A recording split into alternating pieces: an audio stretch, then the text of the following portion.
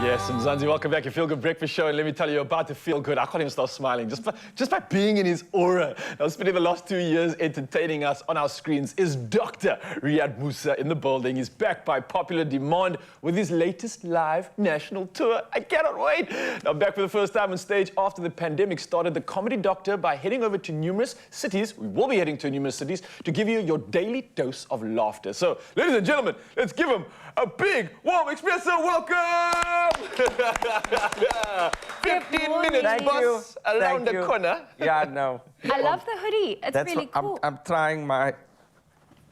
Around the corner. I'm trying to, you know, I love it. do some merchandising. I love it. Then that's how you have to do it. You have to now capitalize on the audience, if I can put it that way.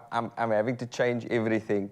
And I realized also a lot of gray hairs after 2 years. And I also realized coming into this place, which I used to call home, and half the people don't know me. Like I come there signing, oh, what's your name? What's your name? We have new Do you know? You interns. don't know. I was sit there, please. Yeah, The world has changed, fine. man. It's fine. It's okay. I'm dealing with the thing. I'm dealing with the fact that I'm getting older. And I'm not saying I'm a has-been, because people are still buying lots of tickets to my shows. But it's older people. And I'm big on TikTok now, bro. Oh, wow, Yeah, dude. nice. I just posted my TikTok videos. That's where the youth live. And and like I've grown by hundreds of thousands of people, and my friends' kids now think I'm funny. Man's But trending. you shouldn't say you grew by so many people, by followers. You By must get followers. by Yes, followers. By Yes, followers. okay, followers. Now, are you one of those TikTokers that Eyeballs. dances, or do you just... No, okay. that, for me, that would be an epileptic seizure, like set to music. No, definitely not. I post my stand-up, and I also sometimes do the lip-sync stuff. I enjoy doing that with my kids, actually. But I I'm call also- up my children. I'm seeing the George Clooney look, and I'm pretty sure that's also gaining a big following. Yeah, He had there's a Clooney lot in of the grey house. hairs. There's a lot of grey hairs. I like it. And I it's love not, it. And it's not just restricted to... this is a family show, but it's like not just north of the equator. Okay. Which is very troubling for the middle-aged people out there. I want You to know, pick that one. I feel you. Yeah. But now that you're all cool and hip and on the right side of the digital divide, how does it feel being back in an audience space where you can physically hear people laugh compared to just seeing emojis fly up Right. or the LOLs Right. appearing in the comment section? That was stressful, dude. For 2 years performing to a screen, I would sometimes like be performing for an hour to nothing. And like in the early days of the pandemic, I wasn't as technically astute. So like there were times where I'd be performing with the mute button on, Oh, no! doing No! a corporate, and I had no idea. Right? And that was quite frustrating, but I became quite good at it.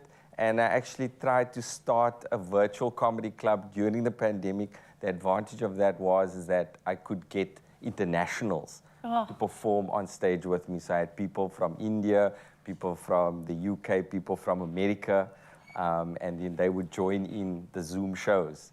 And we'd perform for people, which was difficult, but you know, I'm trying to figure out if I can actually do a hybrid offering now. So in addition to my stand-up comedy tour now, which is live, and I'm trying to go everywhere, I'm also gonna, I don't know if it's a scam, maybe a scam, you guys decide. It's what I call a virtual world tour, okay? All right. But it's a world tour from my house, right?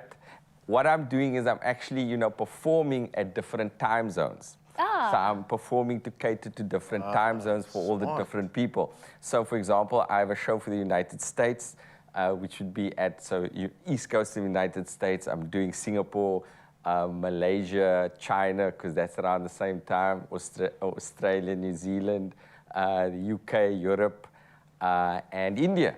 Those are massive time zones. Yes. differences. So it'd be weird. No, but that. it's weird. So essentially what I would do is I would say, okay, like I would do Australia at 12 o'clock, South African time, which is 8 p.m. Australian time.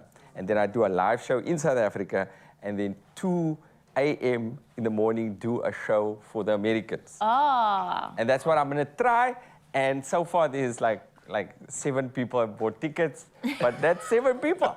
And you know what? After today, more people. Oh, yeah. Oh, yeah. But, Yeah, man, I must say, I'm impressed. You are clearly technically savvy. Clearly, you clock in this digital game. I mean, coming from comedy on mute to where you're at now, the silver fox has found a silver lining in it all.